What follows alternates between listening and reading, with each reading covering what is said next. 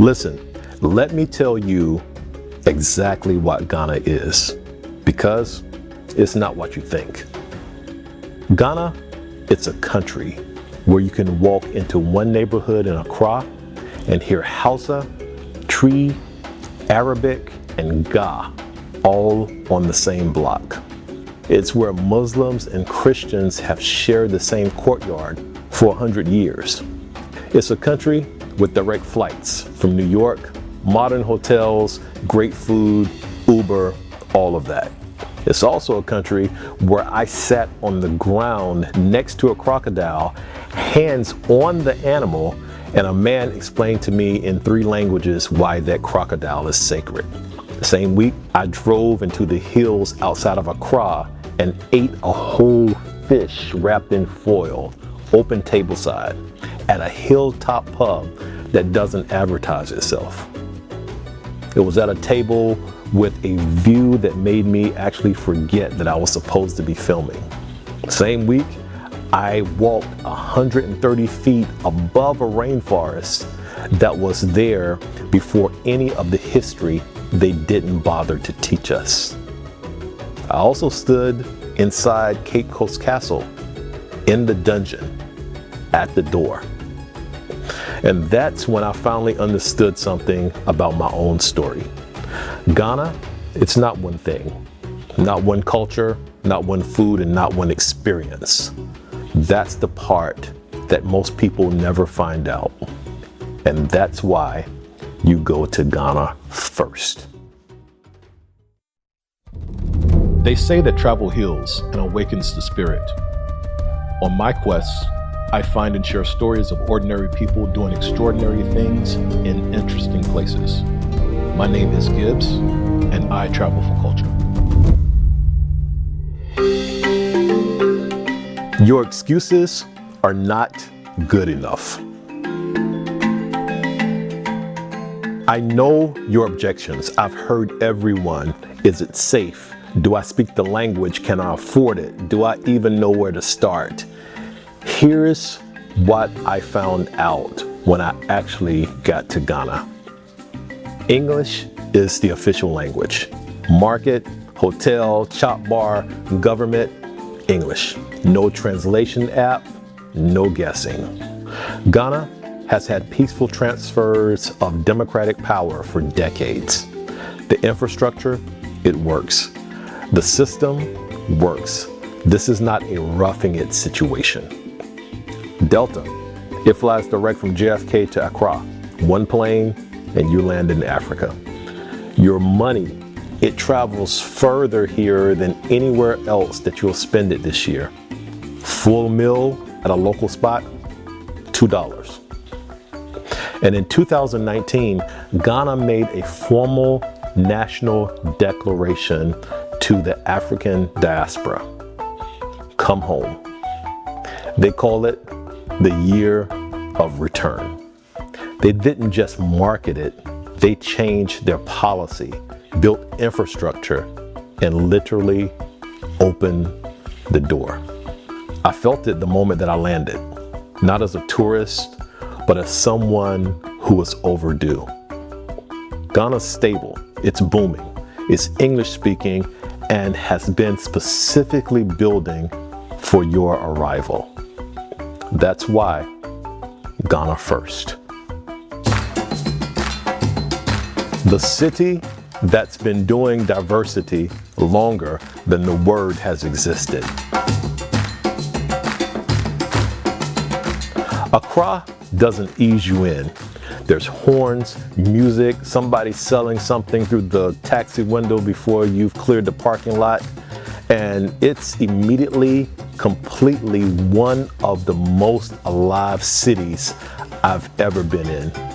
We went to Nima. Now, Nima gets talked about sideways by people who've never been there. The reality is, it's an immigrant neighborhood. People from Burkina Faso, Mali, Niger, Togo, Benin, Nigeria, every West African country that you can name, they're living here on the same block, speaking Hausa, Tree, Ga, Arabic, there's Muslim families, there's Christian families, all sharing the same courtyard for generations. Our guide Hamza, he knows this area all too well.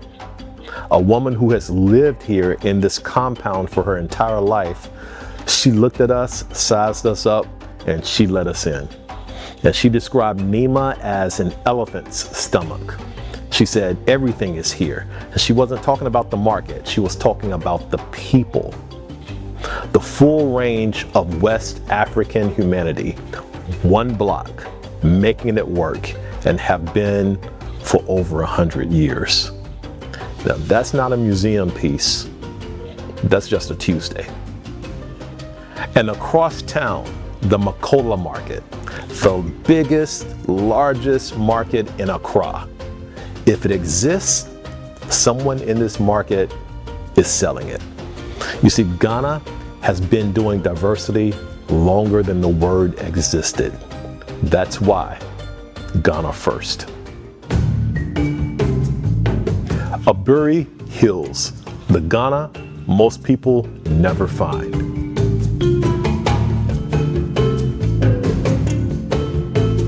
Here's what nobody puts in the Ghana itinerary.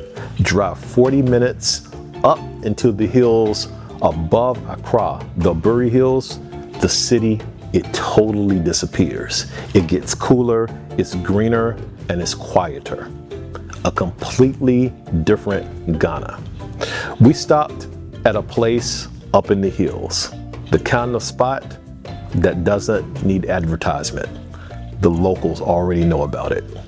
They brought us out fresh fish, catfish. It was whole, wrapped in foil, and placed on a wooden board. Open tableside, red peppers, green peppers, spices, steam rising, all from the fish. I'm telling you, it was the best meal that I've ever had. And I stopped talking. That's the only food review that really matters. The Aburi Botanical Gardens, they're up here too. Colonial era trees so old and so tall that they really create their own weather. And if you find someone that's tapping palm wine fresh from the tree, make sure you stop. Make sure that you drink it and think about what you're tasting. See, Ghana has layers that most people never reach because they stay in the capital. They check the box and they leave. The hills exist for the Ghanaians, not for the postcard. Go find them. Most people never know that this Ghana exists. That's why you go to Ghana first, so that you will know. Our guides call Teshie real life. And they said it just like that, as if everything we'd seen before was something else. And they weren't wrong. Teshie, it's a fishing village on the Atlantic just outside of Accra. The boats are pulled up on the beach more repaired than new. The nets are mended by hand, and the community does it together because nobody can afford to do it alone. I sat with a fisherman who's worked the same ocean for 30 years. I asked him about his son, and he said that he doesn't want his son doing this. The oceans, they give back less and less every year, and the government makes promises and disappears. The rain floods the village, and the work is too hard and too uncertain for the life that he wants his child to have. He said it without bitterness. He said it in a way that you say something that you've made peace with, a fact, a complicated, painful, permanent fact about a life that was built with his hands. So the tilapia that you'll eat on the coast later, it came from boats like these, from hands like his. And now you know the full price of that meal. That's why Ghana first. Not because it's comfortable, but because it's honest.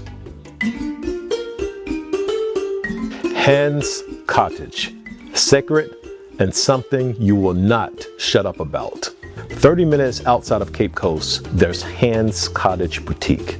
A lagoon, a deck, and a drink is what you'll have when you arrive. But someone told me that there were crocodiles in the lagoon. So what do? I go to find them. Not just to find them, but to touch them. Smart, right?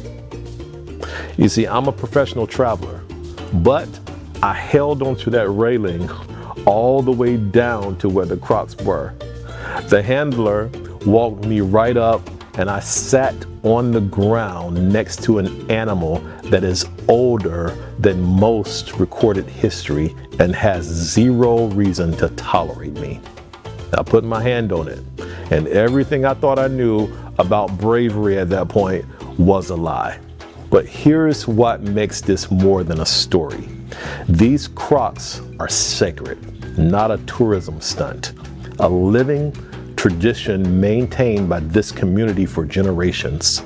The handlers know every animal by name, and this covenant has survived colonialism, modernization, and decades of development pressure. So when you go to Hans Cottage Boutique, have lunch on the deck first. The food is good. You may want to have a drink to get your bravery up, and then go find the crocodiles. You'll second guess yourself on the way down, but do it anyway. Ghana will change you. Cancun, the world before anyone broke it. 20 minutes from the Cape Coast Castle, there's a rainforest that was there before any history book that they ever handed you in school. It's the Cancun National Park. 7 rope bridges, 350 meters, 130 feet above the forest floor. Now, I've got to tell you, I held onto that railing on the first bridge with both hands, and I didn't look down for 30 seconds. But when I did, I just stopped walking. Because from 130 feet up, this rainforest looks like the world before anyone had a chance to break it. Green in every direction, hornbills, fruit bats, 10,000 sounds layered into what people would call silence. This was here before the castle, before the slave trade, before any history that we can carry. And it will be here after if we're decent enough to protect it. So when you go, book the morning slot and make sure that you take a guide. They know exactly what's in the trees and you don't. Wear closed-toe shoes, and trust me, wear the closed-toe shoes.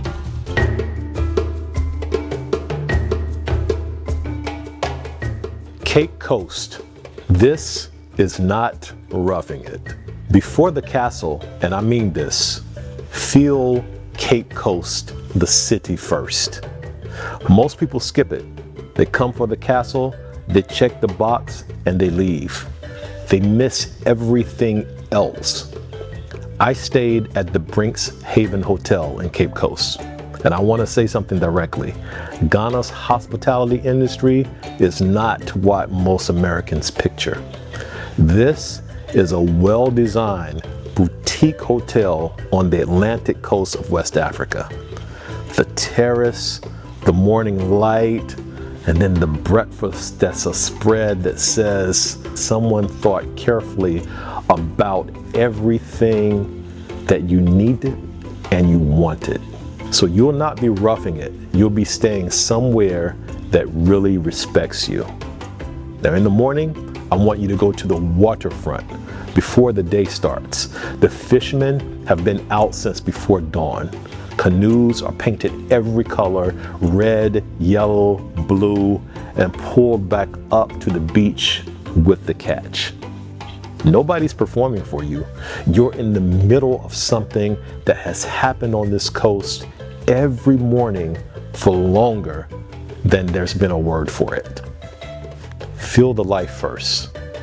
That's why Ghana first, because this city will change how you experience what comes next.